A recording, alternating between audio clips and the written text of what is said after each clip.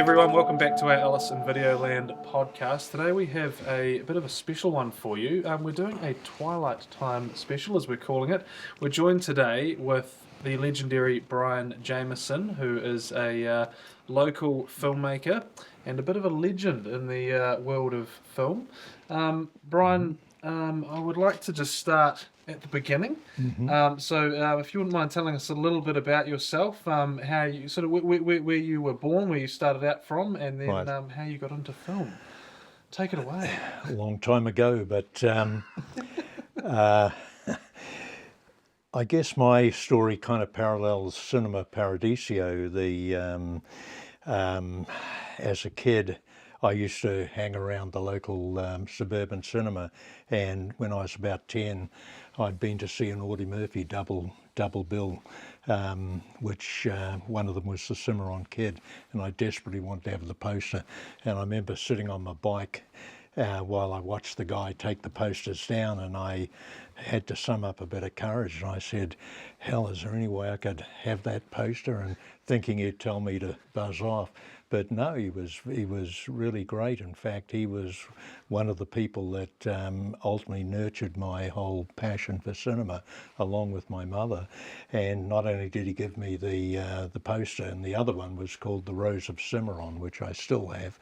And he said to me, how about coming in? He said, I'm not only the projectionist, but I clean the theatre. He said, if you give me a hand to clean the theatre, the stalls, he said, I'll give you a couple of bob. Those days it was shillings and pence. Brilliant. And not only that, you got to find half a crown and a florin and shilling on the floor.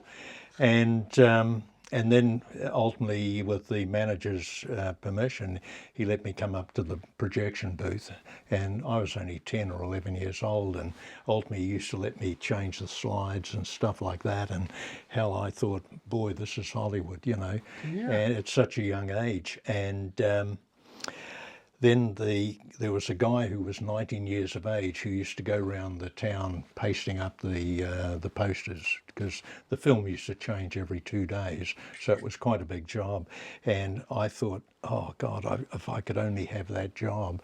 And so I went to see the manager, Mr. Stewart, and I begged him, could I have the job? I was only 11 years old. Goodness. And he said, well, I really can't do it. He said, but ultimately he saw my passion, I think, and he knew I was helping out around the theatre, and he gave me the job, and I was paid 19 shillings a week. That's incredible. Which would have been top dollar, because I remember the local paper boy delivering the New Zealand Herald around the area was earning 14 shillings. So I was, you know, in the big time, you know.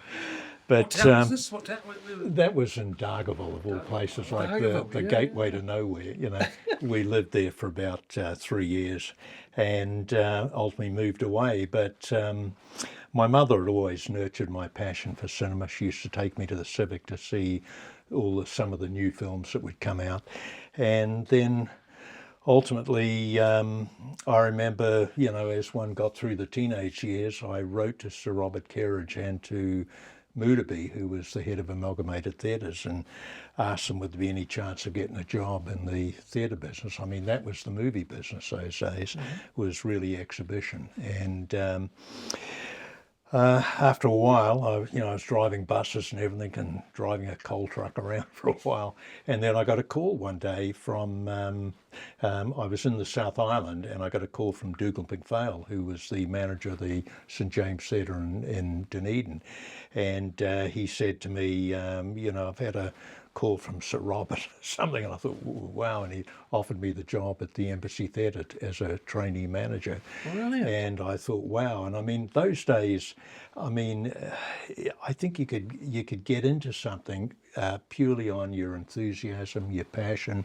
Wasn't so much maybe your education, but I used to read all about cinema, and I loved the movies. Every chance I got, That is I'd education. go to the I movie. feel Yeah, like you that were is very well education, educated. Yeah. And in fact, when the Elvis Presley film Loving You came out, in the first 3 months of its release, I saw it 17 times. You Oh know. my I gosh. virtually knew the dialogue. back to Amazing. front. What was it about that Oh, film well, that resonated I with loved you? rock and roll and Yeah. Elvis. I mean, he was, you know, the king of rock and roll. Yeah. And Loving You for me was the ultimate movie.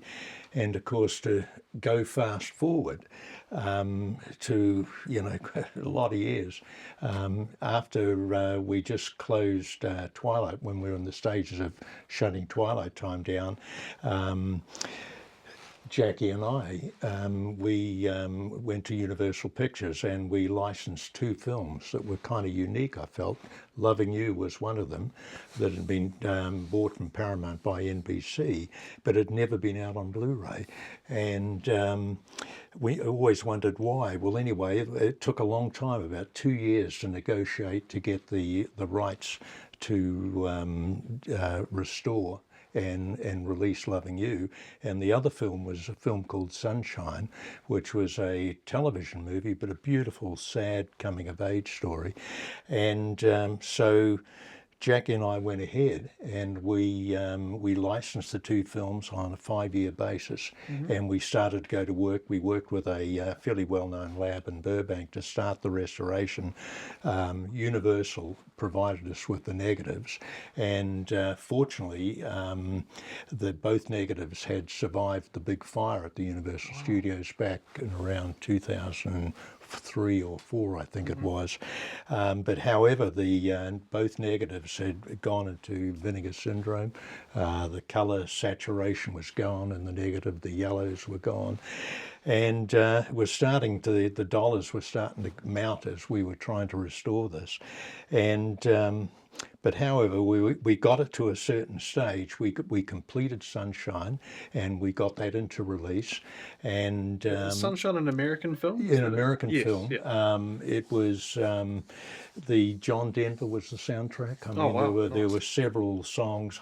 I'm just trying to. I've just for like me, I've got a blank. I can't remember the names of the actors, but beautiful film, and we restored that. And out of the blue, we got a call from one of the lawyers at Universal saying, "We've got to cancel both contracts."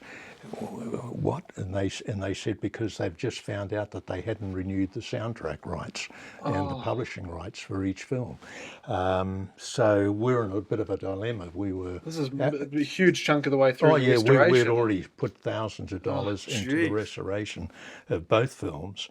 And so we negotiated with them. We said, well, look, can you not renew the soundtrack rights? They said they could, but they won't, because they don't see the potential in either film on home entertainment or any residual television sales. So I said, well, would you let us try to, get the soundtrack rights? So they did agree, which I was surprised at. And so we negotiated the contract again on the basis that we would get the soundtrack rights. Then we went to work. Fortunately, the lawyer who represented the John Denver estate was absolutely fantastic, and he was thrilled that the film was finally getting to see the light of day, because the only copies of that film out were pirated copies on DVD. Right. And which says there obviously was a market for it. Yeah, oh sure. Yeah. And so they were terrific. We still had other companies to deal with, but once we got all of John Denver's publishing and performance rights resolved, which we had to pay for, we were able to go ahead with that release. Then we started on Loving You. We'd put a hold on the restoration until we could see what was going to happen. And to cut a long story short, Sony, of course, now own the rights to the RCA catalogue. They were just the worst. I mean, we were dealing with a lawyer out in New York, and the money she wanted for it was just, we did a business plan and sent it to her. We said we only want to do 5,000 units of this fully restored film. It's costing us this amount of money to restore it. And what you're asking for the soundtrack and publishing rights we couldn't release it. We just couldn't. So they absolutely insisted, and they said, well, sorry, that's the asking price. basically showed us the door. So we had to put a hold on it. Then we had to negotiate out of the contract with Universal. But I must say, Universal were great at the end of it, because whilst they weren't prepared to step in and renew the rights themselves, they did reimburse us to the fullest extent on all the restoration work we did. However, it was only halfway restored. And we returned the negative because the vinegar syndrome and everything had set in.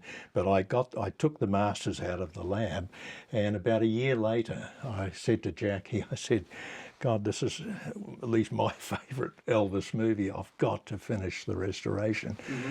So working with a couple of guys, Dave Strohmeyer and Tom March, who's based in Canada. They've done all the beautiful restorations of the Cinerama films.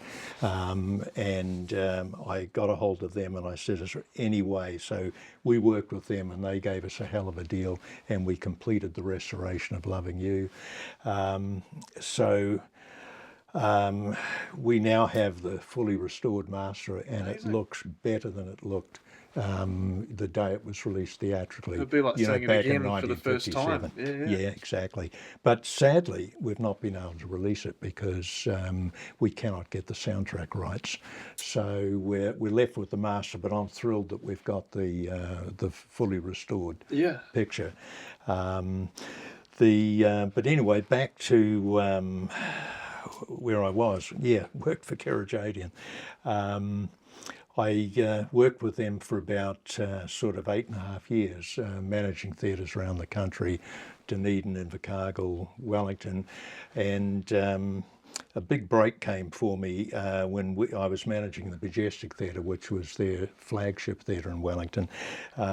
Columbia Pictures had done a purchase at Cannes on 2 or 3 Italian English films, and there was one called The Burglars with Omar Sharif, and it had the most fantastic car chase with these little Fiats going down steep steps and everything.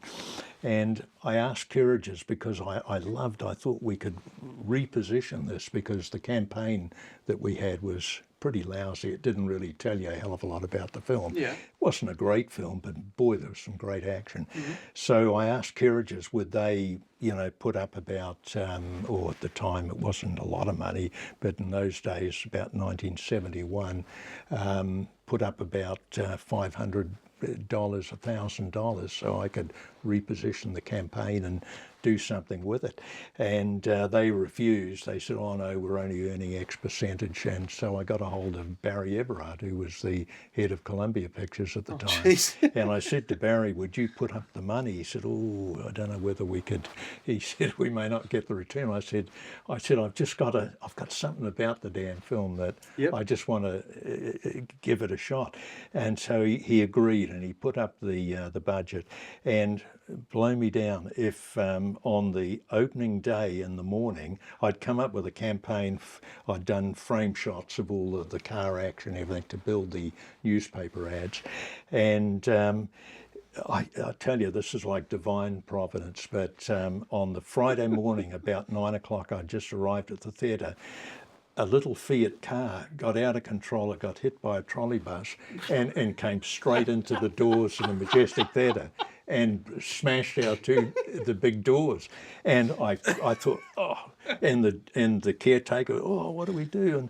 And I thought, God, here's and I ran down the road to the Evening Post, which is only a few doors down from the theatre. I said, oh, we need a photographer. And I knew them down there, and they came out and they photographed, and they made the late afternoon of the same day about how the burglars have whatever, I can't remember the headline, but they had the photo of the Fiat being dragged out, with the police there and everything out Unbelievable. of the thing. And the film opened, don't ask me. I mean, it just opened. I think Columbia told us that pro rata was the biggest opening they'd had with it. It was just an acquisition. Brilliant. It was a B movie, and we did James Bond business with the thing. Amazing. And then on the strength of that, Barry Everard called me and wanted me to come and work for Columbia Pictures as the marketing guy. Incredible. Brilliant. So I mean, that was a break in life that, you know, don't ask me how it comes along, but it does. But at the time, and of course, Kerridge's was so thrilled with the result as well. They got on the phone to me, and when they'd heard that Barry had offered me the job, said to me, no, we're going to offer you a job up in head office in Auckland. Jeez. And so I went up there. They talked me into staying. I wish the hell I'd left Kerridge's at the time, but they talked me into staying. And sorry to interrupt. Would the Columbia position have been New Zealand based? yeah, New Zealand based in Auckland. Great, sorry. Before they had merged with Warner Brothers, Right, and yes, okay. so I went to Auckland and worked with Kerridge's up there. But I used to get involved in some of the live shows and everything, but. Eventually, I got kind of frustrated working for Kerridge's. They were tough on salaries, I'll tell you. You know, you live from week to week. But it was all experience, and the one thing I'll say about Kerridge's, when you were running their theatres, I mean, you had to understand the business. You did the books, you prepared the tax returns for the year and everything. They don't do that in theatres today, I don't think, with managers. But you know, you really got some great experience. And after a while, I got tired of Kerridge's, so I left, and I was doing some independent marketing for some of the suburban theatres and that, and as well as driving some buses for Nuapai buses. And then out of the blue, I got a call from Lester McCullough, who had become the managing director. Barry had gone to form his own company and was an independent distributor, and Warner's had merged with Columbia, and Lester called me and offered me the position as the marketing. So from there, I mean, I don't know. I think I was very lucky being in the right place at the right time. And in 1977, we got our first trip to Los Angeles with Columbia Pictures for a convention, and lo and behold, I got in Las Vegas, I got presented with the Worldwide Publicist of the Year award there for work I'd done on Grizzly. You know, and what had happened with Grizzly, which was a B movie, we'd had these gigantic standees created, and about 4 o'clock in the morning we went round Auckland and got them wired up on the freeway there, or on the motorway, you know, and we got Robbie, the mayor of Auckland, we had one of the big Grizzlies come into his office, so we got pictures in the Star and everything. And I think that's genius. I think that's brilliant. I've been talking to Peter recently about marketing strategies on certain films, and I feel like it's a lost art. Oh, it is. But sometimes, oddly, we've seen it more recently with horror films and such. It does seem to be a bit of a lost art. So what you're saying is, I think is gold. I think it's amazing. Well, then the big one came when Columbia Pictures contacted Lester and I and said that they're going to they want us to release this Spider-Man movie with Nicholas Hammond, which was basically a television pilot, release it theatrically around the world, in international, not in the US. So anyway, I said, well, God, could we get Nicholas Hammond out? Because, you know, in New Zealand those days, you didn't get any stars or anybody out. I mean, you were lucky to, you know, and anyway, so they said, yes, we'll have him out. And of course, the telethon was coming up, so we got Nick on the telethon, and then I thought, God, what do we do to get Spider-Man known? And they got us the costume and everything, and I got a guy I knew to wear it and everything, and I called Muldoon's office, who was the Prime Minister at the time, and said, is there any chance we could have a task force meeting with Spider-Man, with all the cops, you know, talking, and he was going through a lot of problems at the time with abortion and all these different issues. And anyway, his secretary wrote back, oh no, Mr. Muldoon doesn't do this sort of thing, you know, no, not a chance. Well, the guy I knew was the chef down at a restaurant in Mission Bay, and he said to me, listen, because Muldoon was from the Remuera area, he said he's going to be in having dinner with his wife and his lawyer. He said, and I know him, why don't you come in? Because I told him about the idea. So I went down and I waited, and then just when he was finishing dinner, I went over and talked to him. Oh, he said, it sounds like a lot of fun. I mean, he really was a character.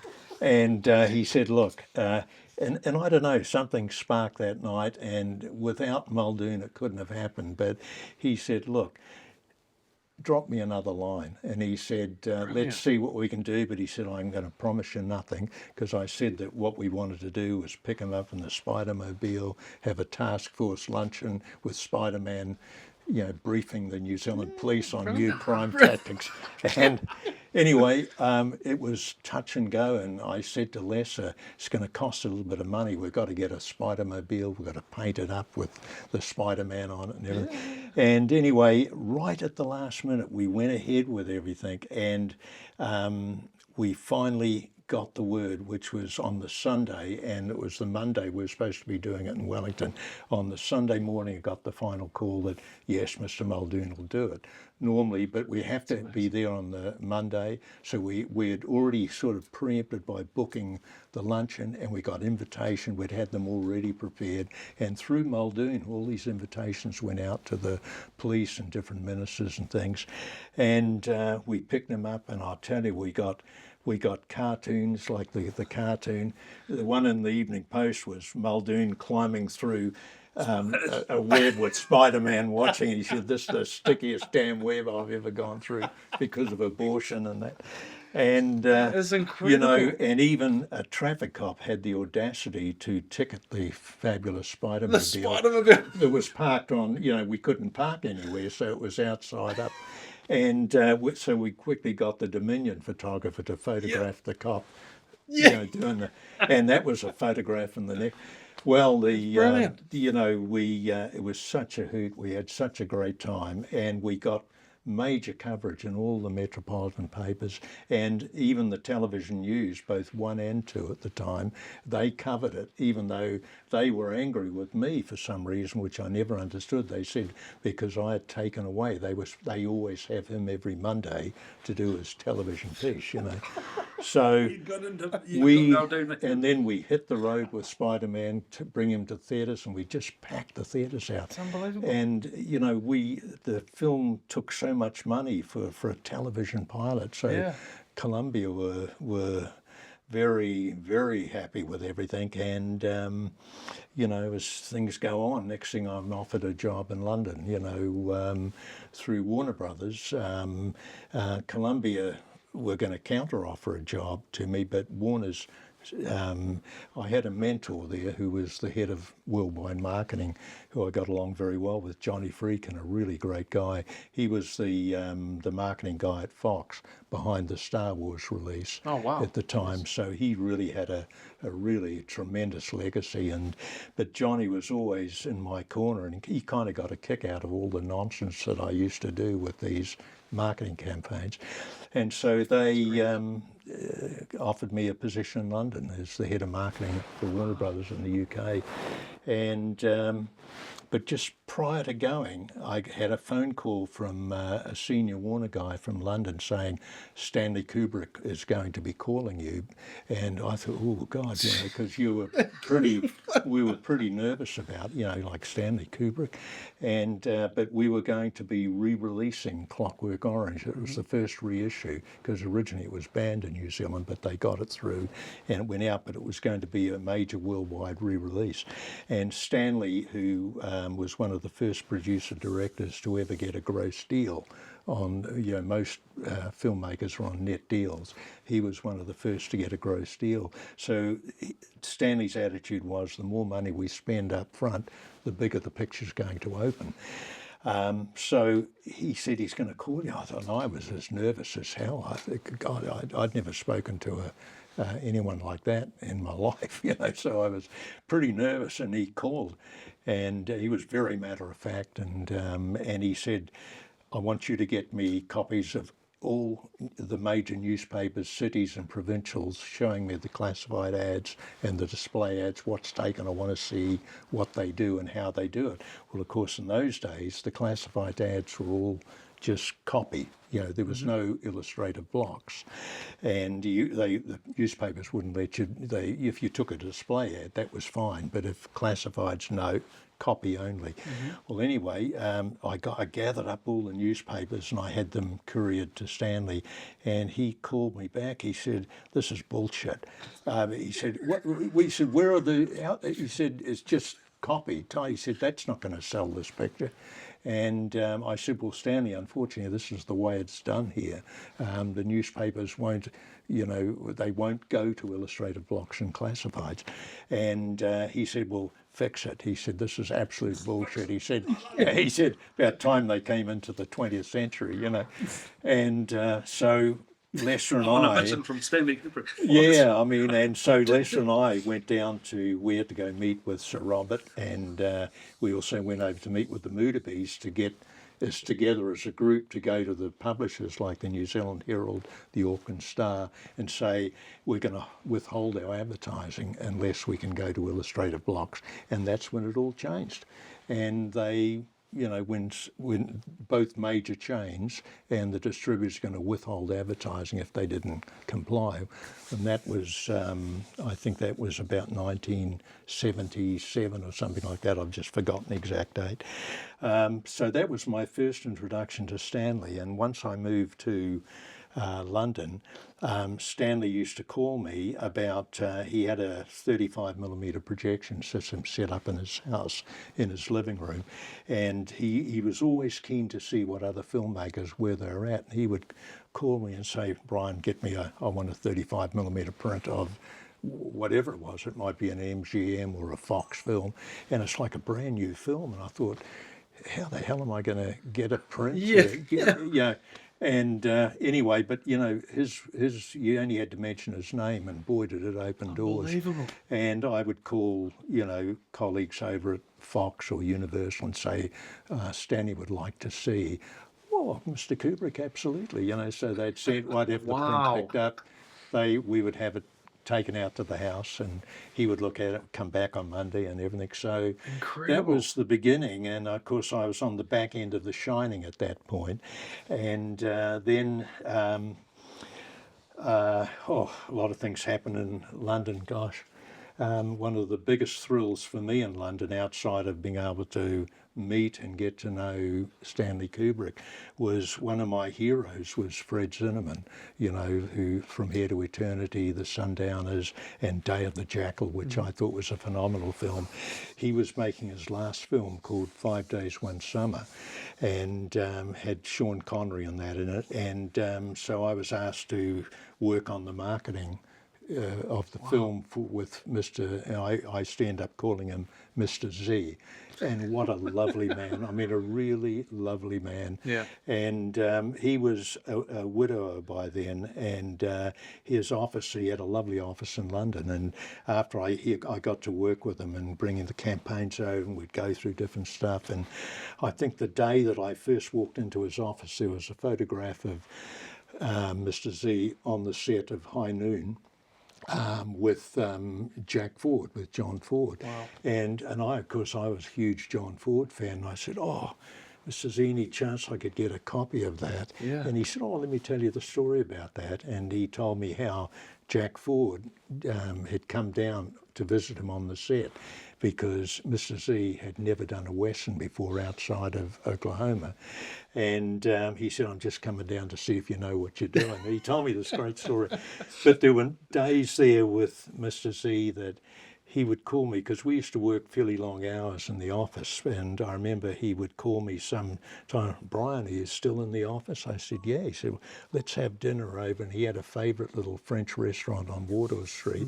And they always had a special table for him, And we would meet there, and, we'd sit there till 10 o'clock at night. And the stories he'd tell me about Grace Kelly and all these different people that he worked with, and about how he felt about Frank Sinatra, getting the role in From Here to Eternity. And so that was a real thrill. And of course, got to meet Sean Connery on several occasions because of the film, and then we had another film called Outland, which we had the big premiere in Edinburgh at the ABC theatres there. And Sean had asked, he said, well, can you take care of my brother Neil? Neil lived in Corstorphine, which was just a suburb in Edinburgh. And I said, yeah, absolutely, I'll take care of him. I'll get him a stretch limo and do all the things. Yeah. And he was a great guy, Neil. I went up there when we were setting it up and met with him, and he had his home brew that he used to do, and so I used to go out to his house and have a few. But I'll always remember. What did his brother do? Sorry. Well, his brother's was an actor, a wannabe actor as well. He did a couple of BBC television shows. Right. UA did a feature film with him called Operation Kid Brother, which was kind of emulating the James Bond character. Yeah. I don't think great. it did much business. Yeah. But Neil was a lovely guy, and he was a splitting image of his brother, but he was shorter. And the night for the that we had the premiere at the ABC, we'd arranged for the Police Highland Pipe Band to pipe Sean in when he arrived in the limo, to pipe him in to the theatre so the crowd could, stand. And anyway, Neil, we had all the cars supposed to arrive at a set time. And somehow Neil's car arrived before Sean, and the Highland Pipe Band, they thought it was Sean. And immediately they were, the pipe started up, and we were in the office having a couple of gins, and Sean's here, we better get down there. Because he was the star, and raced down. There's Neil with his wife coming, and everyone's looking confused, and we quickly pulled Neil and his wife into the office and poured him a drink, and got the Highland Police back out on the thing to wait for the man to arrive. So we had quite a few adventures like that there. Yeah. And then You must have been a bit of a go-getter, like you getting all these. Why do they give you these jobs? Did you just have that Kiwi attitude? You said a lot of it was luck, but it sounds like you made a lot of. I think and I think when I come to talk about Bill Blatty and Billy Friedkin, I think a lot has to do with your attitude. I mean, it's a tough world, Hollywood, and egos. When you've got to navigate your way through these egos, not easy, And I've seen a lot of colleagues fall by the wayside because they've run afoul of the politics. But I always. I'll just jump forward a bit to Billy Friedkin and Bill Blatty when we were working, on the 25th anniversary of the film, with the restoration. He added about 5 or 6 minutes to the film, and he wanted it to go out theatrically right across the US, but we wanted to get it out on DVD. Which film's this? This is The Exorcist. Director's cut. The Exorcist. Director's cut. Yeah, which is the brilliant, by the way. the director's cut. I do think the director's cut is fantastic, by the way. Warner's wanted to get the DVD out, and of course, the window from theatrical. Billy was expecting, no, if it's going to be theatrically released again, I want at least a 6 or 12-month window. Yes. And I was the sucker, I think, that was set up to talk him out of it and to get him to agree that we could have a 6-week window to get the DVD, and it really paid off. But I remember we had some very tough meetings. Bill Blatty came down from he lived up near Carpentaria, up outside of LA, and he came down and I remember this day he came to my office, and the heads of marketing from domestic had come in and everything, and we're waiting for Billy to arrive to have the discussion.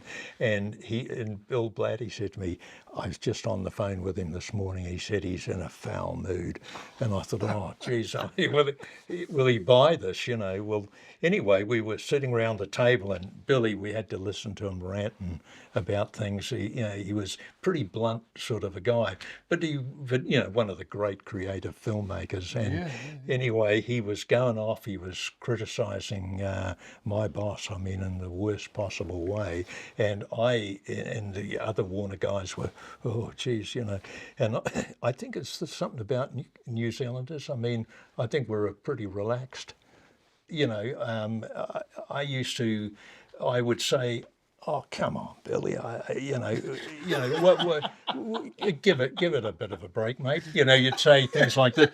I said, you got, because he was running down my boss, and I said, what you don't realise, he was beaten as a child. I think he's had enough punishment, So but and somehow Billy, I don't know what it was, but I got along very well with him, and ultimately he used to the domestic guys would always want me to take the marketing plans over because he was tough and ruthless on what he wanted to have spent and everything else. Yeah. And but I don't know, I just got along with him, and he'd say, "Oh, okay, to hell with it, okay, go with it, sort of thing," and I'd get out of there fast before he changed his mind, But but boy did that pay off, and I got Billy to. We did a bit of a tour, had him at Laser Blazer, which was the big Laserdisc store, big mega store in Studio City, and we just did the announcement that Billy Freak would be there to autograph,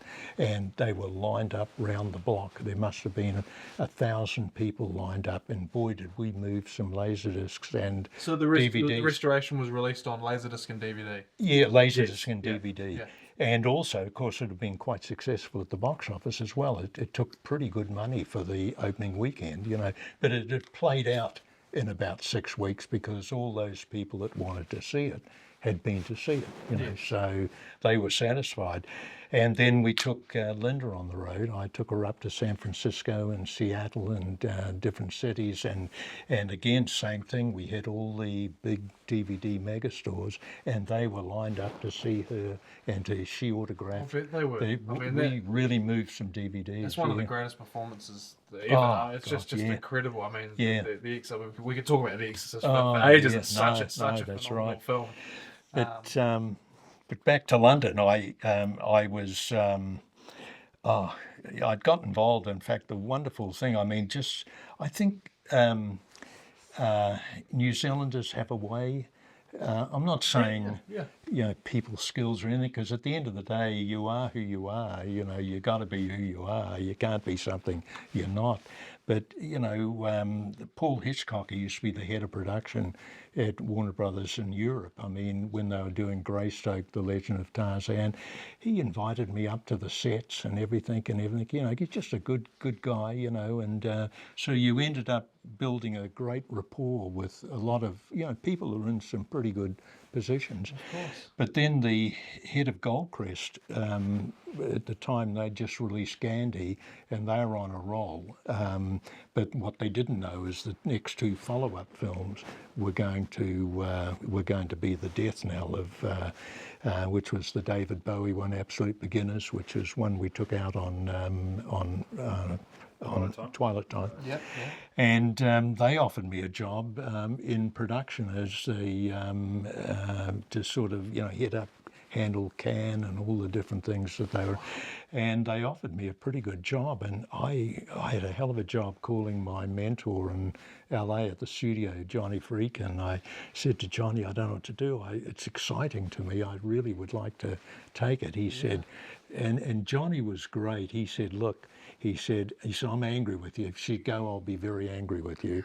And he said that, what you don't realise is that we're going to be here for the next 100 years. They may not be here for the next 6 months.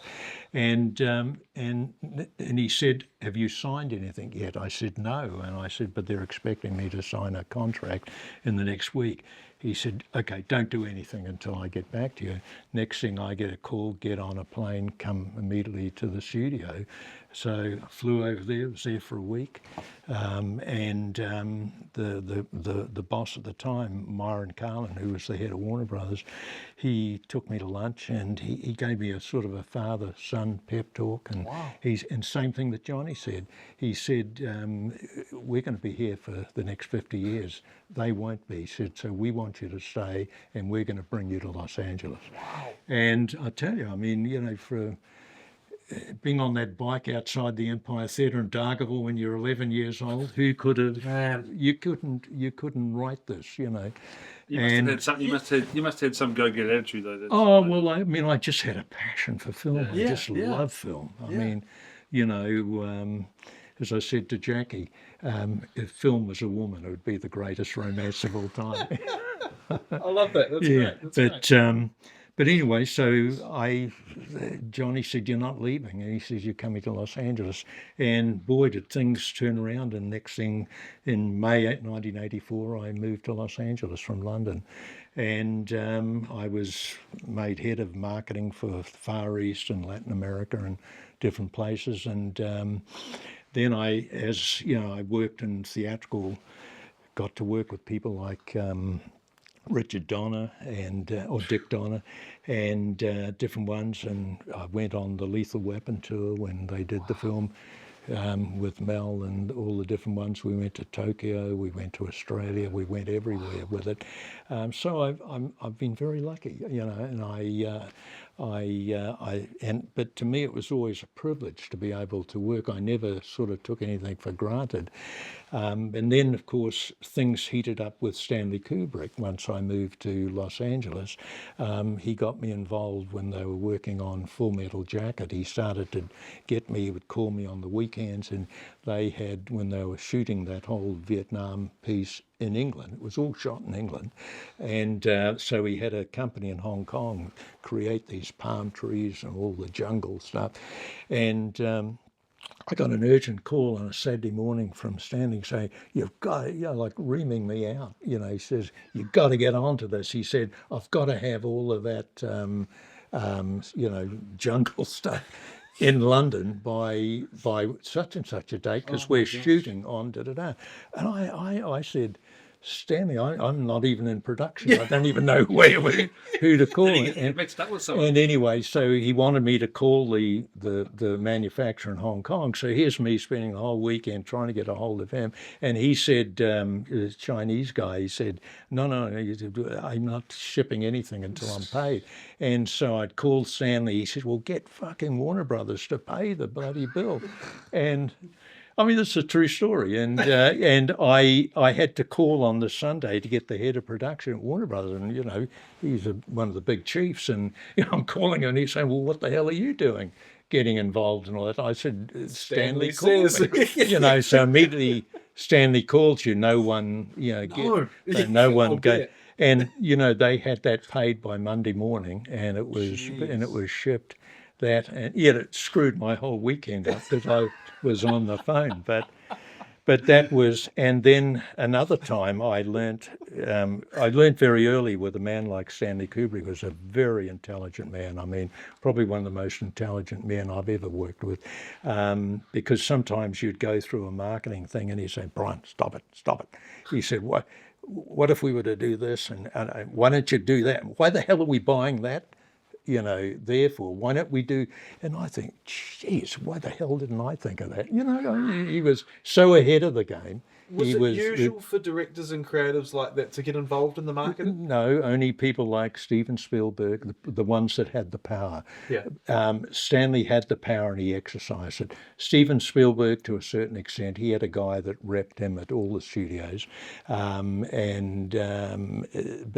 really, there were some others like, I'm just trying to think of some of them, that's kind of played the game, but Stanley was the one. He commanded. I mean, and if anything was happening that he didn't like, he would call the head of the studio, so he could get you fired. Not that he would, because he took care of those that were on his inside, and but. He started to, like he'd get me involved in different things on Full Metal Jacket, and I remember one time the Yomiuri Shimbun, which was the biggest circulation newspaper in Japan, they were prepared to send a journalist to London to interview Stanley about the film Full Metal Jacket, and if you got, say, 12 inches, even a single column in Yomiuri Shimbun, that reached millions of people. Wow. And anyway, so they promised that it was going to be more than that if we could pull it off. And of course, Stanley was very publicity shy,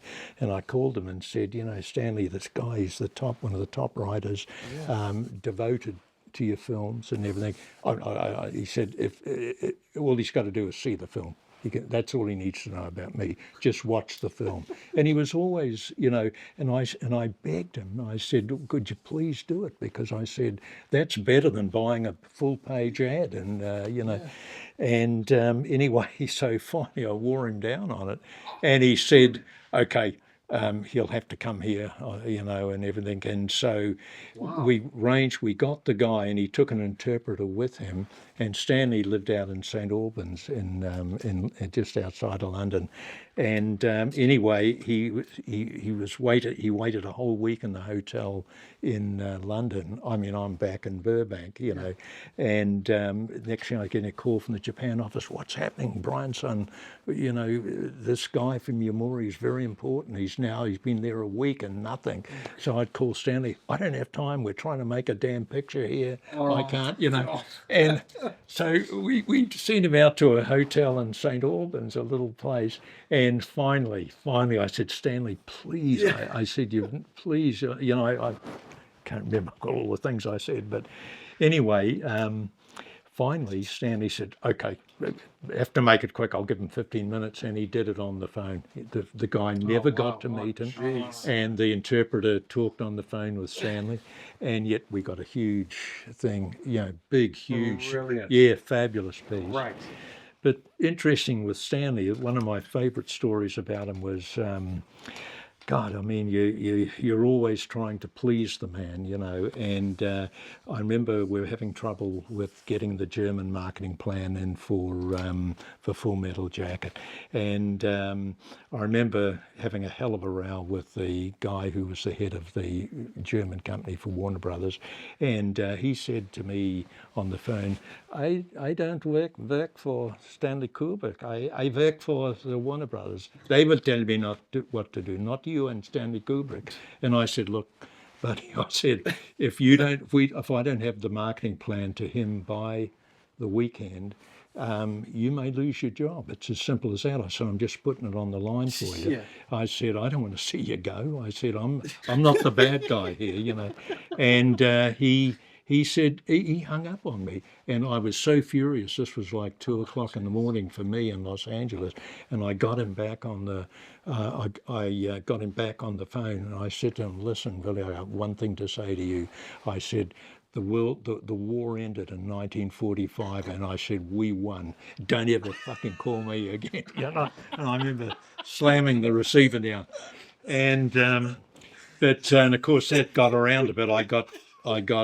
He complained to the chief of Warner Home Entertainment on me, and he called me in, and what the hell's going on? And he answers to me, not to you. And I said, well, I'm the guy in the middle, and we had to get it fixed. But I remember on that particular occasion, I didn't get the marketing plan, and I couldn't send it because I needed to go through it first before I could, because I was the one that had to discuss it with Stanley. And anyway, it was a Saturday morning, and I'd got my son pet rat he had, and it was a fabulous thing. We used to call him Sergeant Pepper, and I used to give him a wash every Saturday morning in the kitchen sink. And anyway, I got up early because I knew Stanley was going to call me because I hadn't got the marketing campaign to him. And anyway, the phone went at about 6:30. It was saying, Brian, you promised, where's the campaign? He's like, where the hell is it? He said, you promised I would have it. And I said, oh, shit, and I was trying to hold the rat, and I had that thing. I was trying to hold the phone.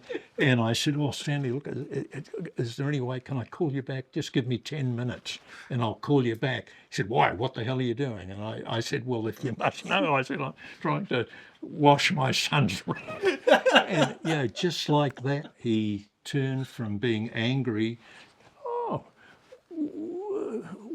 what sort of rat is it? And he started to tell me, what do you feed it? What do you? And we got into this whole conversation. And he said, no, you don't give them that. He said the coats will get all whatever. and it saved the weekend for me because he said, okay, let's talk Monday morning. Wow. Man, it saved the weekend, And so Stanley had a pension. He all of his pet dogs are buried on the property. Really? He had them out in the orchard there. He loved animals. Real animals. Stanley loved animals. And it says a lot about a person, doesn't it? Sure does. Sure does. But there was a lot of stories about Stanley, and I worked with him for 21 years. And the morning he died on the Sunday, when I got the phone call about it, it was really because he had just talked to me on the Thursday prior.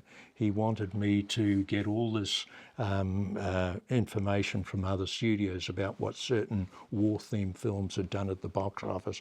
By Terry wanted me to have the whole thing listed out for him and everything, and I'd worked through the Saturday and everything, getting everything I needed, and we were going to talk on the Monday morning and go through everything, but he was gone. So sad. Yeah, it was really, but again, it was interesting.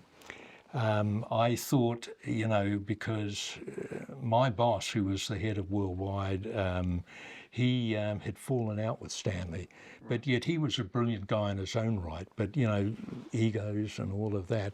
But he was brilliant. This guy, Warren Lieberfarb, really a truly brilliant guy, and he was the father of DVD. He was the guy that made billions of dollars for DVD for the studios. Wow. He nurtured all of the hardware companies in Japan. He worked with the concept. He worked day and night. And he had been promised all sorts of shares and everything, which were never delivered, which was really sad. But he had fallen out with Stanley, and he got angry with me at times, only because I was the sort of the meat in the sandwich. But and anyway, that Monday, and I'd gone into the office, and next thing I get a call from Warren. He said, "Are you alone?" And I said, "Yeah, I am." He said, "Is your door open or closed?" And I said, "Well, at the moment it's open." He says, "Well, close it."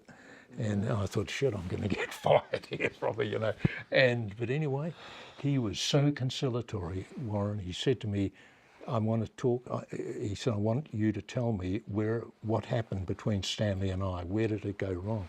And I said, "Well, are we talking man to man, or is this?" He said, "Man to man." Yeah. I said, "Okay, I'll tell you exactly what." And I thought, without going into it, but he was so conciliatory. He says, he said, "You've got a whole new job at the studio here." And I said, "Oh, okay." He said, "You're now going to be responsible for this man's legacy at the studio. You're going to be..." Geez. And I thought, wow, whereas I'd been expecting something a little worse than that. But Warren was a brilliant guy. It was actually Warren that had given me the whole the Charlie Chaplin project. Amazing. And to handle. And so, and Warren was the type of guy who was very good with talent. He really was. But he had a hell of an ego too. But the thing was, he said, I think Warren truly, to this day, I think, is really feels tragic about the fact that he lost his relationship with Stanley. Yeah. And he's still alive. He's still alive. Oh, Warren is. Yeah, in fact, Warren has kept in touch with me. Every Christmas since we exchange. He's actually a brilliant guy. A really brilliant guy. He made millions for the studio. So that was sad with Stanley going, but. After that, after Warren designated me, it was kind of good in a lot of ways, because I no longer had the responsibility of handling marketing for all the international territories for home entertainment, and I started to get involved with filmmakers like George Stevens Jr., the son of George Stevens. He worked on his dad's film Giant, and he wanted to restore Giant and get it out and do a whole special edition on DVD. So I got involved in all of those things, and that was a great project. We once we got it all fully restored, I got in touch with Texas Roadhouse, or an outfit in Austin, and we said we want to showcase the restored thing. We're going to bring Earl Holliman and Jane Withers, and George Stevens is going to come out, and we're going to bring Marcus Winslow, James Dean's cousin, out. And so with the city of Marfa, where it was all shot, they shut down the entire main street. Wow. Texas Roadhouse put a whole screen across Main Street, and the whole town was invited to bring their deck chair. Incredible. And a guy I was working with, a publisher there, he said, let's go out and see this brewery. And we went out and saw this Texas brewery. They provided free beer for the evening. Unbelievable. Yeah, I mean, we had a hell of a weekend there. Great. They just embraced it. That's yeah, so just cool. embraced Yeah, it. that's And really This special. is for the re-release. They did just yeah, the upgraded. re-release, and so Special way. Like, it's really cool. Yeah. so we did two. It was so successful. We did a second trip to Marfa a year later because they wanted to see it again. That's great. And a lot of things came off from that. I got very involved in. I remember as a teenager buying a James Dean magazine after he had died, and everything. And I always remember this photograph of him with this cheese cutter hat standing on the driveway of his uncle's house in Marion, Indiana, and never thinking that one day I would stand in that exact spot, because I ended up nurturing a filmmaker.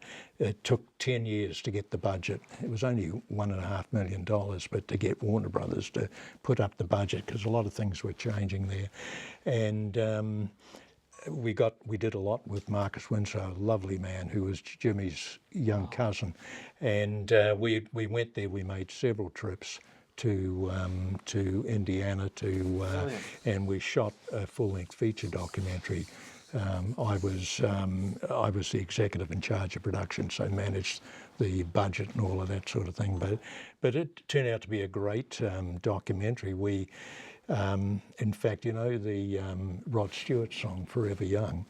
I wanted that desperately to play under the credits, and I remember trying to get the publishing rights and the performance rights from Rod Stewart, but Bob Dylan had written the song, and got in touch with Bob Dylan's lawyer, and he was terrific. Bob Dylan understood what it was for, and he said no, and he gave us sort of like mates rates on it. That's great. But Rod Stewart's manager was just a real prick. That's the only way I could put it. He just made it so difficult. He said, no, Rod doesn't give that.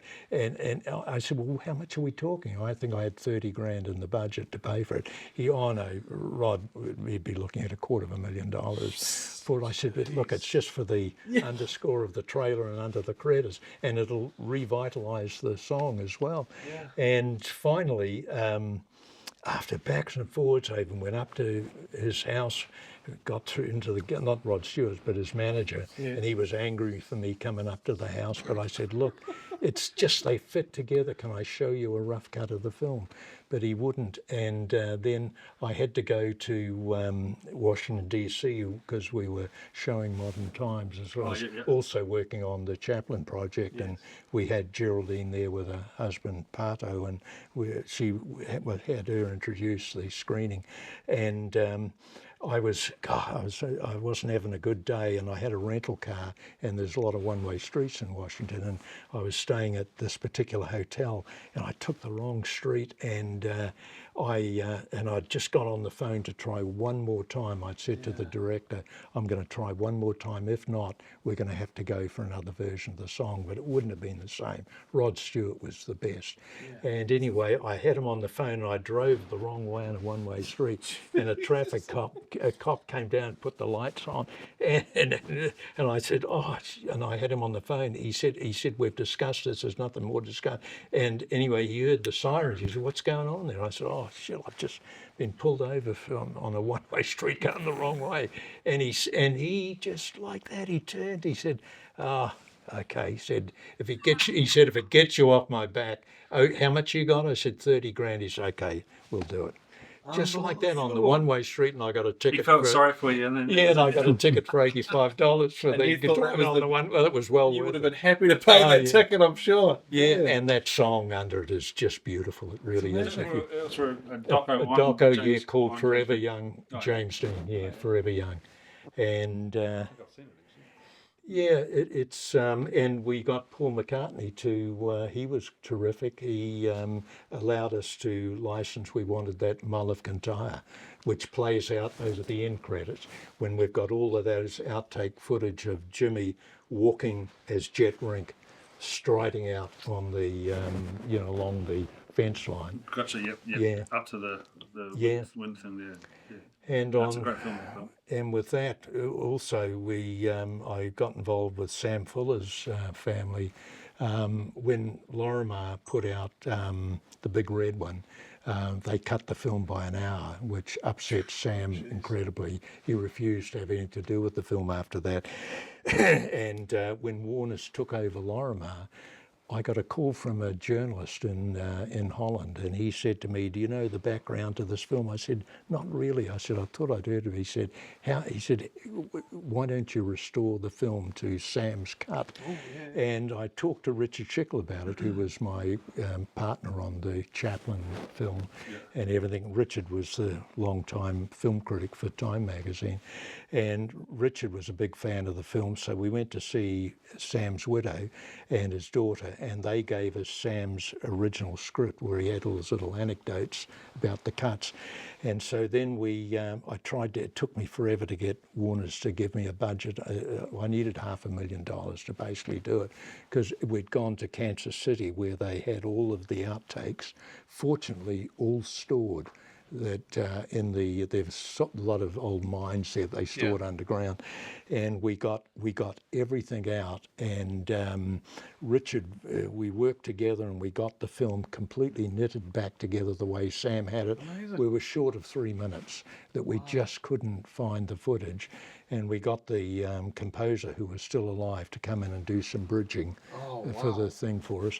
And Terry Fremeau, who's a good friend at Cannes, he said, "Well, we want it for Cannes to open Cannes Classics." That's incredible. And we got we took everyone there, Bobby Carradine and what's his name? He played Luke Skywalker. Mark Hamill. Yeah, Mark Hamill. And we took Lee Marvin's widow there and everything, and we took Mrs. Fuller, and it was just terrific. And we put it into festivals. We got it re-released theatrically in New York, and it ended up that after it took me 6 months to get the budget. It was about $500,000. We did it on the smell of an oily rag, and the film, the new DVD, everything, earned Warner's about another $8 million, for a paltry half, Wow. And then, of course, there was the Chaplin project, which was really, I've always thought it's an absolute privilege. Yeah. And because we ended up cutting that documentary. I thought I think that's the finest documentary. Yeah. Just I think it's beautiful film. because he beautiful. kind of followed the story of Limelight. He telling the story, and we found all this home movie footage in Charlie's house in Vevey, because we were given full access to he's got everything stored in the house in Switzerland. We found these outtakes. Even when he was an old man, he would still do his little jigs and things just to it's in the film. Because we watched it today, and we saw Richard very cleverly cut that with the actual times that he did it, In the films, And we held Terry said he wanted the Chaplin doc to open, for Cannes, and Geraldine was terrific. She really helped a lot, and we took in fact, Richard and I carried wet prints to Cannes. Once we'd got the thing finished, we were down to the wire, and I'd promised Josephine that we would show her the cut before it was seen, but I couldn't because we didn't have it quite ready, and we had already flown to Paris to have a meeting with her that Richard wanted to be able to tell the story, warts and all. Charlie had a penchant for younger girls, and everything, but somehow that drove his creativity, who knows. And Josephine said, "We know all that." She said, not really happy about it, but she said, "If you're intelligent the way you do it," she said, "we'll accept it." And I hadn't had a chance, and I called her and I said, "Josephine, I'm so sorry. I made a promise that I wasn't able to keep, but I said, I promise you." I was really putting, myself on the line. I said, "I don't think you're going to be disappointed the way Richard has handled this. He's handled it beautifully." And the French audiences are fabulous. France loves cinema. I mean, France is probably bigger than Hollywood in some respects. But after the ending, we had the whole Chaplin family who'd brought them down from Switzerland, and Terry got them all up on stage. Wow. And I remember Geraldine put her arms around Richard after they'd seen it. And later, the defining moment for me on the project was we'd taken the film to Edinburgh to the festival there, and I had Geraldine introduce it for the screening. It was a sold-out screening, and we were having a late dinner at the hotel, and there was just Pato, Geraldine, Richard, and I. And Geraldine turned to Richard and she said, "You know, Richard, this is the third time I've now seen this film." And she said, "I'm learning to love my father all over again." Oh man! Wow. And she put her hand on his arm, and I said to Richard, "You'll never get. That's the best crit review you could ever get." And you know, sadly, Michael, who I got to know, the younger son, he had a very tough upbringing with his dad, and you know, Charlie was like this 80-year-old man, and Michael was just a boy, and Michael, I had dinner with him and his wife one night, and they told us how he'd bring his friends from school to play at the home in Vevey, and Charlie would look out the window at the top, and the kids would say, "Well, who's that old guy there?" And Michael was so embarrassed, he said, "Oh, that's my grandfather." And I thought it was so touching, you know, just so sad in so many ways. When you told me this story, so many ways. So, you know, the Chaplin, we brought in about 100 press people from all over Europe into Vevey. The Chaplins opened the home to us, and we screened the film there. And wow! You went to the home in the film. Oh we did. And the Warners, just to put the budget in perspective, the budget was about $1.5 million for the documentary. And Warner Brothers, since we released, I was involved in the whole worldwide release. They made up until the time when I retired from Warner Brothers. In 2006, they'd made $18 million with, you know, so to kind of revitalised. From the documentary and the re-releases? No, all the releases, yeah. Oh, yeah, not just the documentary. And I have you to thank for that, because I'm a huge Chaplin fan. I saw one of his films, I think it was The Circus, one night. Oh, isn't that a great film? Yeah, and I just fell in love with them, and I watched all those. So I watched all the ones that you released. That's what introduced me to Chaplin. And they're beautiful things. I'm just about to show them to Jake, actually. We just watched Circus tonight. Right. And, you know, what's interesting, I mean, you nothing happens by chance. It sort of all happens. I don't know how these things happen, the people you meet. When Tina Sinatra did the biography film on her father, you know, Frank Sinatra, she wanted to do the warts and all thing, you know, because they hated Ava Gardner and that whole relationship. So you worked on that as well? I worked on that one. In fact, that was one that we took. No, but I mean, I ended up in this position at Warner Brothers. I think I see it as a privilege, and I'm just lucky. I just, you know, I mean, it's like the Cinema Paradiso, as I said. No, you're right. Yeah, it's been a lifelong passion, and I was so blessed, I think, to be able to work in something that you just have such a passion for. But Tina, I remember when I used to, because I worked on all the marketing with her and everything, and she called me up this day. She was another one that was a bit of a tough one. She used to scare the hell out of the Warner executives, some of them there. But she was, you know, she was tough. But I mean, but again, it's just the way you deal with people, the way you treat them, and maybe that New Zealand thing, I don't know, might have worked. But I think there is something there with that. She called me up. I remember one day there, she said to me, oh no, her assistant called me, and that's right, I was taking her over to do a television interview over in Hollywood there somewhere. And anyway, we were running late, and I'd had a car to pick me up, and I was in another building, and we were going to come over. And I called this, got a secretary. I said, "Where's Tina? She was supposed to be over here." And she said, "Well, she's just been held up." I said, "Oh, for hell's sake." I said, "You know, we're going to be late for the damn interview." And she said, "Well, she's got to have some lunch." I said, "Shit, I'll make her a sandwich later." And next thing I heard that. You know, and she was great, but she told me she went down to, when she first went to show her dad the film, in Palm Springs. He lived down there those days. She said, wish me luck. She said, I'm going to show Dad the whole film. She said, I don't know how he's going to react. I'm hoping he'll give me his blessing.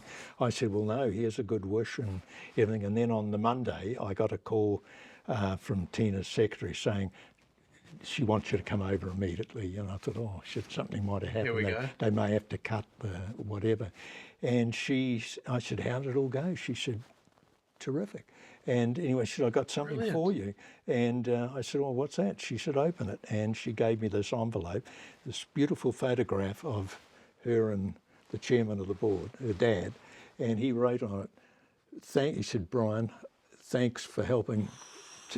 Or I've got it at home there, but that's amazing. It just, and I thought, well, gee, I would never have thought is ever to have had incredible. you'd never ask for it, Wow. So, the little things like that happen, and you think, gosh, all the different people you get to meet, Man, so. You've told me a few stories in the past, but they just keep coming. Oh no, I mean, and same with Giant. I mean, I had a similar situation when we were doing all the restoration of Giant. I got access to all of the negatives of all the photographs of Giant. There's some beautiful ones of Elizabeth Taylor and her son by husband at the time, Michael Wilding. He worked over in the Warner's lot in Technical. And he used to come over and I'd say, listen, hey, you might want some of these photos to give your mum. Yeah. He said, oh, I'm going down to see Mum for the weekend. She lived down near Disneyland somewhere, and for the weekend. And I said, oh, well, look, you might like these because I've never seen these before. He said, wow. Anyway, he came back on the Monday and he said, I got something for you. And a similar thing from, brilliant. And you think, God, geez, I'll sell this one day. But no, and how the Nancy Kwan project came about. So that was when you were working for the. That was when you were working for the distributors. Yeah, Warner Brothers. Yeah. So that's your own film, but did you do Twilight Time before that? I actually did this before the Nancy Kwan film. Before we launched Twilight Time in 2010. Right. It took us a year to set it up and negotiate with 20th Century Fox and the studios, but we had several of her films. MGM had never been released, and I thought it'd be good to get a little featurette with her just talking about the films. Yes. And that's how this started, and it ended up with this. I couldn't get Warner's to put the budget up, and the more I got to know about her life, I thought, wow, that's a major story, and it ultimately led to the documentary, which I did independently. And this is your first, because you directed this film. First one I directed, yeah. But one other little story, just coming back to Warner Brothers, Sondra Locke, Clint Eastwood. The Palimony suit, was rather tragic. And when Clint went to court with her, I remember on the Friday he wowed the court down in Burbank and everything, and she was suing him for palimony. And she had done a film called Enigma that he had set up for her at Warner Brothers, directed it, and it was a damn good thriller. But because they'd fallen out, the release was blocked, And anyway, on the Sunday, apparently the lawyers for both sides called and said, this isn't going anywhere, she's going to win the suit. Best to settle before court on the Monday. Clint immediately moved with Warner Brothers to settle the suit, but he wanted to put a gag order on her because she wanted to talk about it, and she said pretty much no way. And so they settled, and she went ahead and did a book called The Good, the Bad and the Very Ugly, and which I have a copy of, but you won't find it now because I think they tried to, I don't know for sure, but I think Warner Brothers did a deal with the publisher to buy up every copy, and they took it off the market. But when finally, after all that had settled down, Warner's decided, well, this film's sitting there, it costs several millions of dollars, let's get it out. So I was asked to try to get a couple of releases, and I remember I called our office in Australia, said, how about taking this film out first run? And they said, well, we'll need some publicity support and everything. I said, well, let's see if we can talk to her to see if she'll do, I said, and there was, I've forgotten what the show was, but a great talk show that they used to cover movies and everything, and they were kind of interested. And so I got in touch with her, and she said, well, she would do it, but she said, I'm not going to deal with any questions between Clint and I and the palimony suit. I said, that's fair enough. I said, because we just want to sell the film, because it was a damn good little film. And anyway, I took her over, we set the whole thing up, and I gave her strict instructions to the producer of the show. I said, you are not to, under any circumstances, have anything, and he said, I guarantee you that won't happen. We'll just deal with the film. And they liked the film. Anyway, so we went over to the studio in Hollywood, and she was, I think she had breast cancer at the time, and she wasn't doing too well, and you really could only feel sorry for her. And I said, look, I promise you everything will be great. She got in the chair, the interview started, they had the big screen with the guy, and that prick, an Australian, he immediately, after a couple of things about the film, he immediately went in and she turned around and looked at me, and I'll never forget that look as long as I live. And it's like, so I had railroaded her, and I immediately, I got up and I walked over, I grabbed her hand, let's just get the hell out of here. And we walked out of the thing, we got in the car, but she wouldn't speak to me after that. She felt that I had railroaded her, and I said to Sandra, they had promised me, I swear to you they promised me, and I apologised, but she wouldn't do another interview after that. She wouldn't. Man. So that was one of the sadder things that kind of happened, you know. That, so it's not all good. No, not all good. But through the, this was quite a journey, this film. It took about 5 years to make, because again, trying to get Nancy to agree to talk about her son. Yet I talked to her, I said, please trust me, I wouldn't want to do anything. And finally one day she called and said, okay, Brian, I'll do it.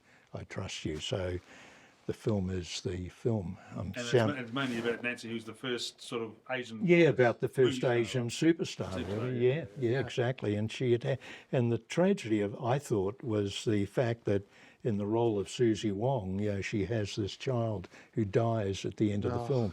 So like what Richard had done with the Chaplin thing, I felt that would make a nice parallel to going into a story of her own son, which was very sad. Made it famous, which was what was the film? World of Susie Wong and Flower Drum Song. He sort of followed that theme with the documentary, which is great. And then Nick Redman, my long-time friend and a great Peckinpah aficionado, and I'd helped Nick get some projects set up at Warner's on Peckinpah. He did about 3 films on Peckinpah documentaries, very good ones. One got an Academy Award nomination.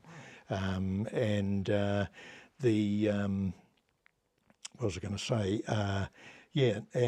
Also Nick and I did a film together. I produced, he directed on the making of The Searchers, of John Wayne and John Ford, The Searchers. But anyway, we decided to form Twilight Time, because we both loved the film. So we spent a year setting it up, negotiating with Fox, and they finally agreed. Once we got one studio aboard, it was easy, and of course you use your contacts to help. I always remember with MGM UA, it had been bought and sold a few times. I wanted some of the UA titles, and they were just being difficult, And then I heard someone said to me, the chief operating officer, or the head of financial at MGM, used to be the head lawyer at Morgan Creek. And of course we distributed Morgan Creek, and I used to go to him with the Morgan Creek films that were released by Warner's to get the budgets approved, the marketing. So I thought, God. So I called him and he said, oh yeah, how you doing, Brian? I haven't seen you for a while. And I said, listen, I'm trying to, he said, leave it with me for a day. And next thing the guy called me, mentioned, would you like to come in and we'll talk? So, it contacts and everything and just luck and everything else and persistence. And so we ended up licensing films from 4 major studios, and we got involved in the restoration on quite a few of them. But I was amazed at some of the films we were able to get. Like the Academy Award-winning films, like oh God, no, I can't remember. Some examples there. Yeah, there might be a couple. Probably not one of the ones. It is a great selection. Eye of the Needle is good. Oh, That was Birdman, Birdman of Alcatraz. But there was, how many did you? we had about 3 films that had won Best Picture. Best Picture, Yeah, Oscar. And I thought, well, why on earth aren't the studios releasing them themselves? So you didn't have to restore them all. It was only the ones. It was, in fact, we probably restored. We put up money to do the Quiet American, different ones, but in the main, because of the relationships we had, we were told confidentially that Fox don't really have any interest in, but films like The Young Lions and everything. But they've done the restoration. And one was those incredible. What is about the flying machines? Incredible Men and their flying machines. Yeah, those incredible. Yeah, and the magnificent men and their flying machines.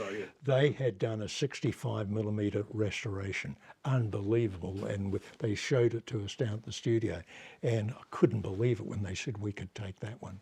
And so how many films did you do all up? In the end, we released about 440. Films, it was a lot of work. That's over a period of 10 years. And then sadly, my friend Nick passed away with cancer. He developed in his leg, and my feeling was that, he was probably the best partner a guy could have, business-wise, and he was a good friend. So it just worked and everything fell into place. We all just automatically did what we do best. And didn't feel right to continue that after. It just didn't feel right. I mean, I kind of, it was like without one arm, It's like doing something and trying to, because Nick he had a similar passion for film. He really did.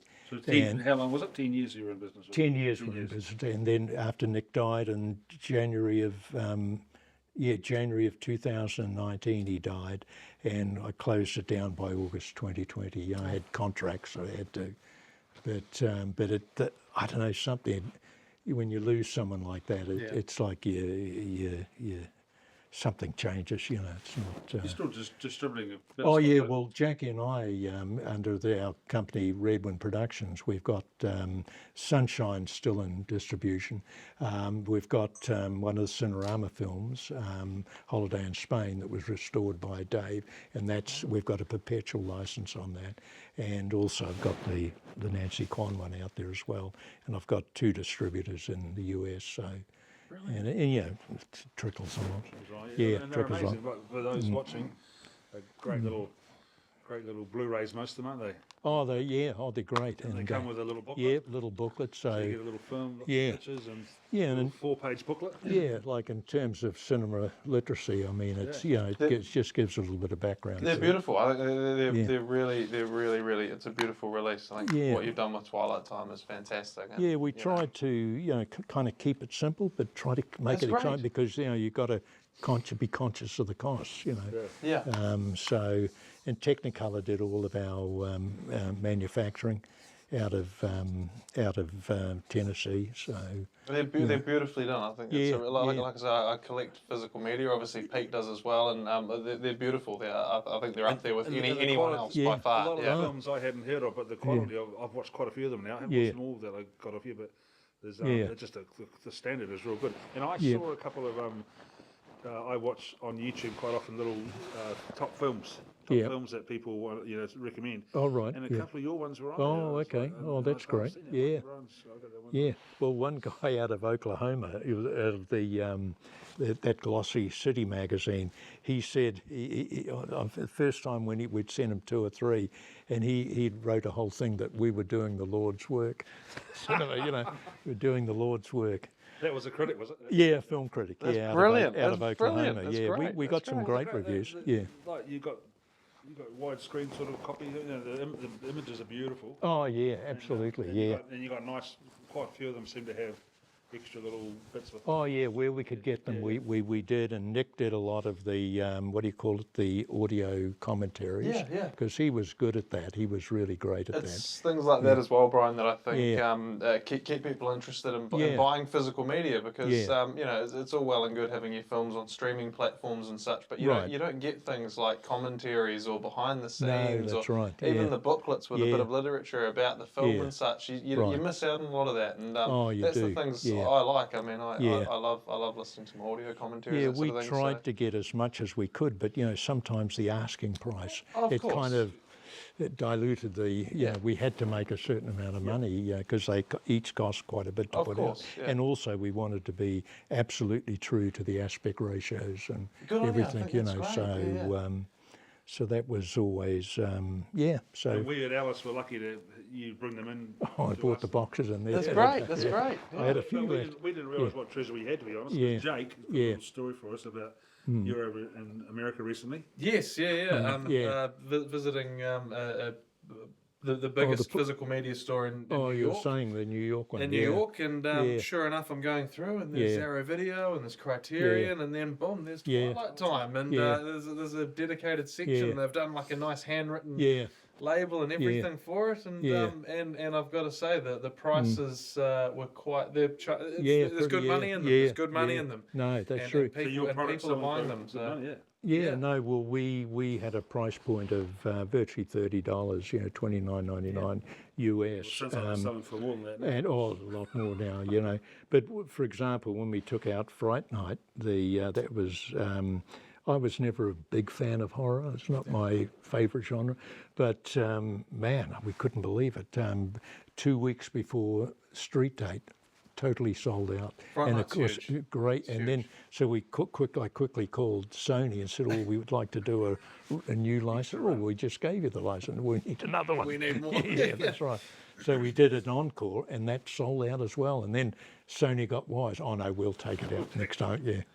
So it was kind of funny. Fright Night 2 on VHS, they did a limited edition casket. The VHS tape is in a casket Oh, shaped okay, pack. right. That Yeah. sells for massive Yeah. money now. Yeah, And that's on video. I Yeah. mean, so I'm not surprised that Yeah. the Blu-ray format is also Oh, very yeah. popular. So, and I think that gentleman, the critic, was correct. I think you are doing the Lord's work as far as Yeah, no, as well- far as film fanatics go, Yeah. because a lot of these films would just disappear Oh, and, yeah. and would be forgotten. And Yeah. I think what you guys achieved at Twilight Time in 10 years is massive. It's a Yeah. huge amount of work, and I Yeah. as a film lover, Yeah. thank you Oh, no. for doing Twilight No, Time. well, thank you very much. I appreciate it. I'm sure Nick would be really appreciative as well. But Yeah. no, we did it. We loved it.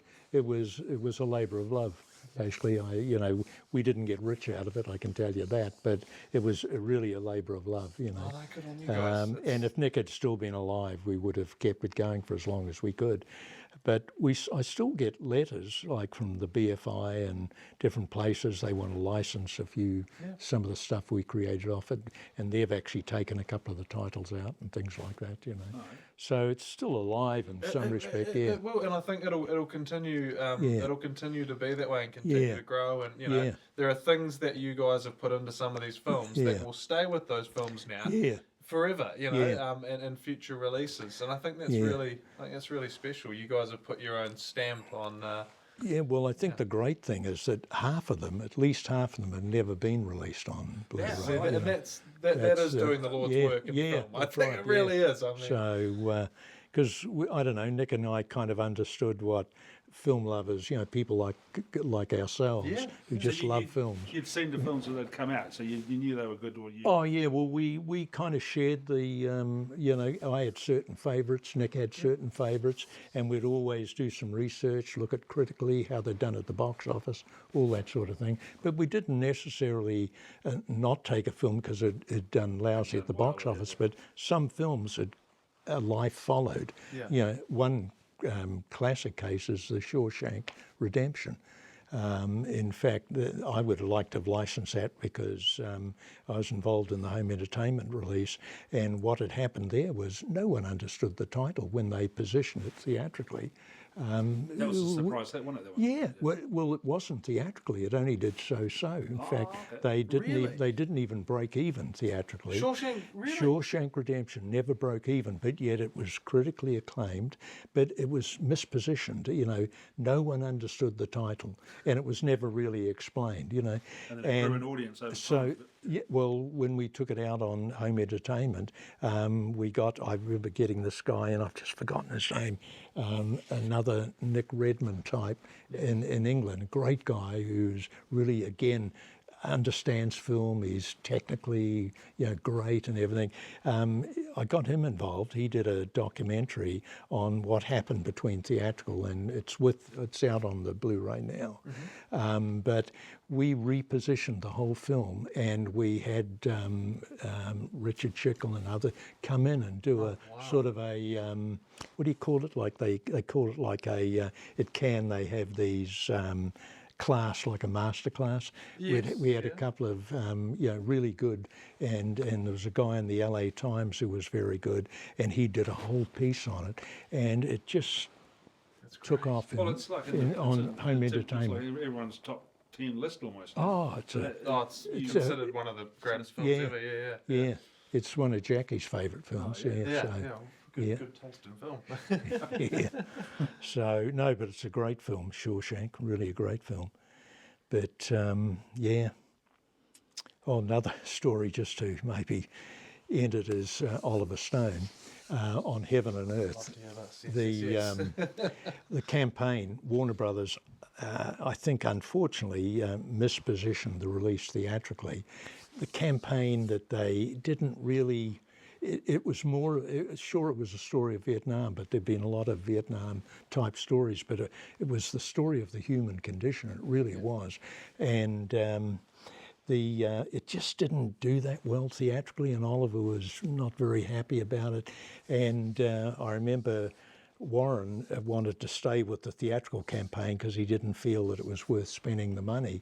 But the Japan office came up with a campaign, a guy called Shoji Sato, a great guy who was the marketing guy for Warner's in Japan, a terrific guy creatively. He called me and he said, Brian, son, I'm going to send you this. We'd like to go with this. Well, anyway, I saw the campaign that he sent, and it was just, to me, it said everything that Heaven and Earth was as a motion picture. And but I'd already heard on the grapevine that Warren said, no, the campaign for the world is the theatrical campaign. So I went over to see Warren, and he said, no, we're not changing the damn campaign, it's going to cost money, and for God's sake, don't let Oliver Stone see this. He said, because we're printed, we're underway, it's not going to be changed. And anyway, so I called the Japan office back and I said, guys, unfortunately, I can't get the boss to agree.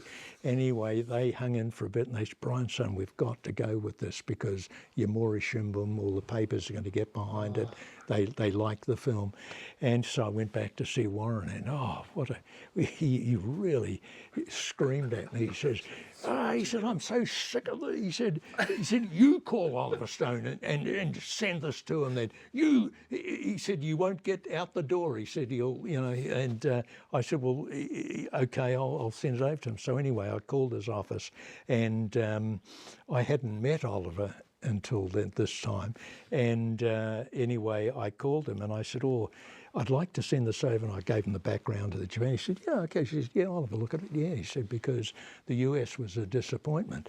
And anyway, he called back the next day. He said, shit, this is fantastic. He said, is Ep.5 seen this? And before I could say, he said, call Warren. He said, get him. He said, this is the campaign we go with for the world. Oh my God! But already Brilliant. the whole thing had been Brilliant. And of course I had to go back over to Warren, and he just ripped the hell out of me. And he just, I'm sick of you. You've created this, monster. And anyway, so in the end, when the dust all settled, I managed to calm Warren down, and somehow managed to talk Oliver into saying, well, we're already the ship is flowing, and we went with it in Japan, and it was terrific. It really worked well, and that's why I wanted to license it for Twilight Time, and it's the only Warner film that we were able to license. Even though I worked for those guys for 33 years, they would not license any of their product out to anybody, except the odd one to Criterion. Right. And you got a good one. Well, we've taken 2 or 3 of Oliver's films out, and I used to go over them with the campaign show and the artwork. Yes. And I said, I need your help. We've got to get Warner's will never release it on Blu-ray, and I loved the film. And he said, okay, let's tackle it together. And he called the head of the studio. I'm not happy, and I want these guys at Twilight Time to take it out. And so they reluctantly agreed. But boy, our contracts with the other studios were about that thick for the film. Warner's was like that. But we got it out, and it sold very well. Yeah, so Oliver was happy. Well, He's a good guy. Sold out now. Oh, it's sold out as far as I know. Yeah. Hard to find now. Oh, yeah. I don't think you'll find it, and Warner's will never take it out. Ever. No.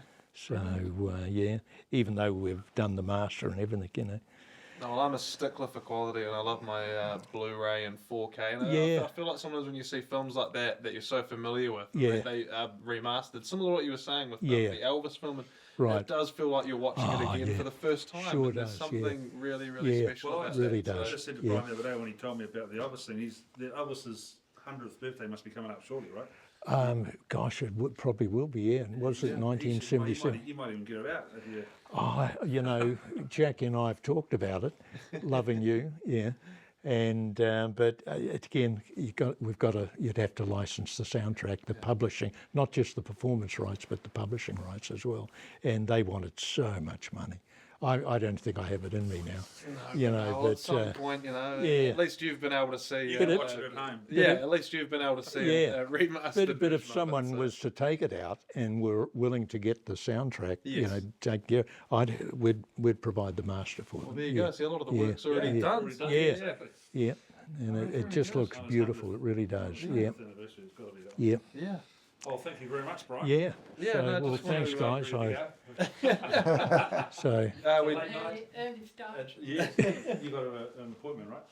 Well, we don't want to keep you, Brian, and we could sit here talking to you and listen to stories for hours. Honestly, it's been an absolute pleasure, and I just want to thank you so much for sharing some of your incredible wisdom and history with us. And before you go, I am absolutely going to have to get you to sign a copy of your film, if that's okay. Yeah. And I'm thrilled to add that to my collection, so thank you. Yeah. My last question before we finish, though, I have to ask, what's your top Kubrick film? What's if you had to? My 2 favourite Kubrick films are Full Metal Jacket, because I got to work on it, and I think it's a hell of a war film. I really do. It's a masterpiece. And the other one is Barry Lyndon. I just think it's such a stunningly beautiful film to look at. Yeah. Oh, very good. So good picks. yeah. Oh, So Barry Lyndon and Full Metal Jacket. I want to go and rewatch. Oh, actually, before you go, I've got to say this. You told me when you moved to New Zealand, come back to New Zealand, your films, your 35mm films, because you have a huge, wonderful 35mm film collection. Right, yeah. You sold some of that to Tarantino. Yeah, correct. In fact, I had at one time about 500 prints of various films. Holy but again, because I had a passion for collecting film and that as well. But Quentin Tarantino, who's got the Beverly theatre on Beverly Boulevard in LA, he's religious about he'll only show film in his theatre. And he'll only screen 35 he will only screen film. Wow. He may have the odd, digital screening, but he's also got a video where he just plays videos in a very small theatre there now. That's classic. And but he bought quite a few from me. He's got a huge collection, and other people like Martin Scorsese, he's got a incredible, his collection's all at the Museum of Modern Art, MoMA. Wow. But yeah, Quentin Tarantino bought, oh God, he must have bought probably over 100. He must have bought about 130 titles from me, Incredible. Yeah. Jeez. I'm now left with about, I've got 15 titles left, which I want to keep. Yeah, good on you. The Roadshow of El Cid, the 35mm Roadshow print of it. What is the best film in the world as far as you're concerned? I was just going to ask that. I wanted to know, what's your number one film? I think El Cid. Yes, I love El Cid. Yeah. Good on you. Yeah. Yep. We've got to go. We've got to finish this. Yep, we're getting the push along here, and I can understand why too. So Yeah. Thanks again. Thanks, guys. Thanks. Yeah, no, real pleasure. All the So, best. And Hey, thank you for listening, and please consider becoming a member of our nationwide mailout service at allisonvideoland.co.nz/become-a-member. We need your support to keep this video shop alive. Thank you.